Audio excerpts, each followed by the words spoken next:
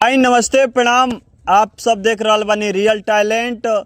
आई जे आइल बटे हमनी के भैया हुवन, कविता के कहवैया हुवन। तो सबसे पहले आप सबसे इनकर परिचय जाने के बाद तो भैया अपन परिचय बताओ। परिचय सुनिए। नाम धर्मेंद्र धाना में घर बा, रात भर जागी ले चोरन का डर बा। वाह क्या बात गाँव है। में रहे एगो पीली सिकरिया, पूरा देह लाल रहे गटई पकड़िया। केहू का ना भोंके ना केहू के धरे कपच के भाई आवे कोई तो मुर्गामा में बच के।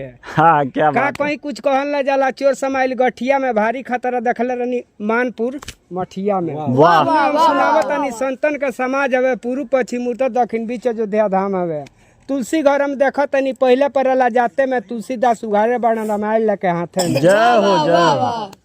लोग कहले बा कि बात में बतरौली के घेग में दुबौली के छवारी में नवगामा के पिटौर में अथुआमा के चोर मुर्गामा के दाबे वाला कोनो गांव नहीं खेल। क्या बात है क्या बात है। होगे में दहामा के खाए में घोड़ामा के मार करे में बगामा के डनेर काटे मुर्गामा के दाबे वाला कोनो गांव नहीं खे भाई। क्या बात लोग है। कहेला जे हम और आप में बेटा और बाप में, हम और आप में बेटा और बाप में ट्रैक्टर या टाली में पाइप और जाली में हौजन राजपूत में बुलेट राजूत में बड़ा अंतर होला। वाह वाह। साइकिल में चाल चाहिए, मेहर के गाल चाहिए, बाजा में ताल चाहिए, लवंडा नचावे के, नेटुअन के जड़ी चाहिए, साहबन के घड़ी चाहिए, मास्टर के छड़ी चाहिए, लड़का पढ़ावे के। क्या बात है क्या बात है। बरसात में बरसाती चाहिए, अहिरन का लाठी चाहिए, बुढ़ऊ लोग का नाती चाहिए, बैठल खिलावे के। क्या बात है।